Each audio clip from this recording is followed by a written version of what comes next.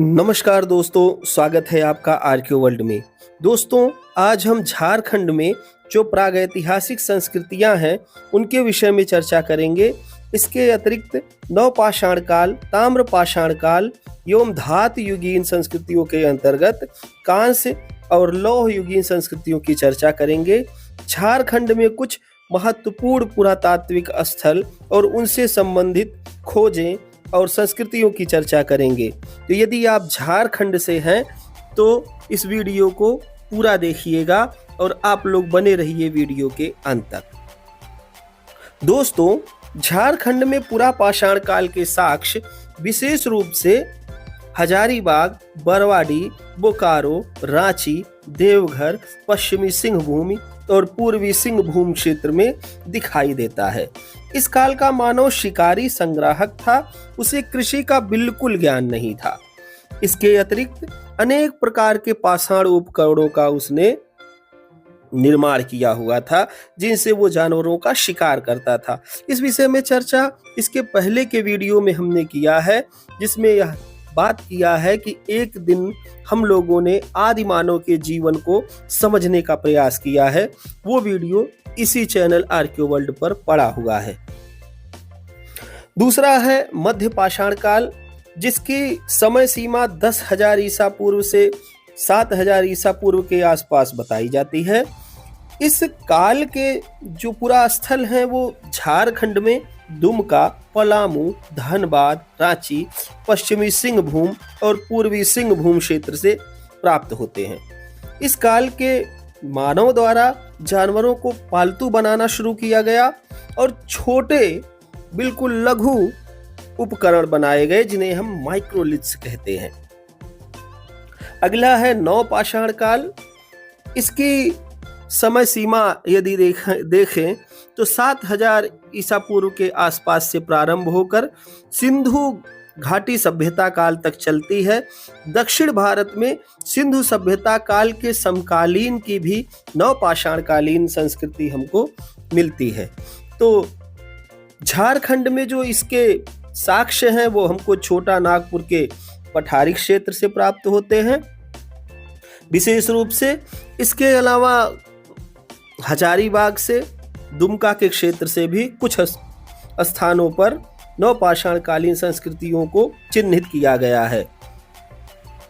अब ताम्रपाषाण काल की चर्चा कर लें तो जो ताम्रपाषाण कालीन संस्कृतियां हैं वो भी झारखंड के अलग अलग क्षेत्रों से प्राप्त हुई हैं। विशेष रूप से जहां से इस प्रकार की संस्कृतियां प्राप्त हुई हैं, जहां से पाषाण काल के अवशेष मिले हैं, उन्हीं स्थलों से ताम्रपाषाण काल के भी अवशेष मिले हुए हैं। राखा की एक महत्वपूर्ण खान जो तांबे के लिए जानी जाती है, वो राजमहल पहाड़ी क्षेत्र में झारखंड में ही पड़ती है।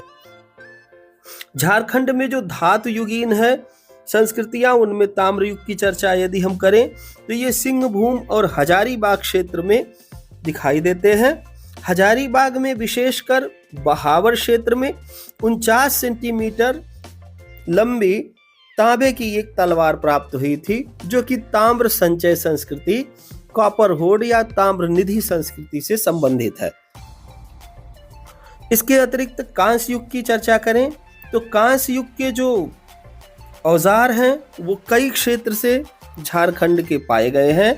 इनमें तांबे और टिन का मिश्रण दिखाई देता है और धातु कर्म के लिए जो विशेष रूप से झारखंड में जानी जाने वाली एक जनजाति है, जिसे असुर जनजाति कहते हैं, वो इसी काल में लगभग इस पेशे में आ चुकी थी।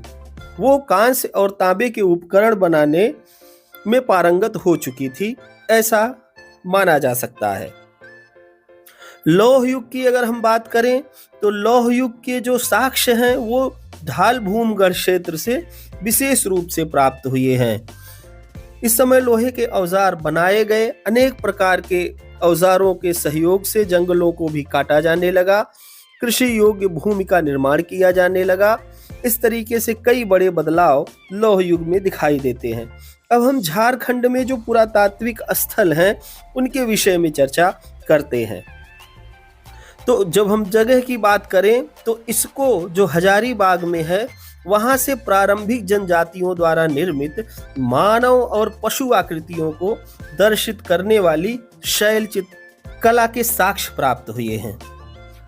सीतागढ़ हिल्स हजारीबाग से ही 6ठी शताब्दी की कलाकृतियां, प्राचीन बौद्ध गुफाएं और प्रस्तर पर उकेरी गई बुद्ध की छवियां प्राप्त होती हैं। अगला है हजारीबाग का बहावर। यहाँ से ताम्र युग के उपकरण और आभूषण के साथ अनेक तांबे की कलाकृतियों की प्राप्ति हुई है।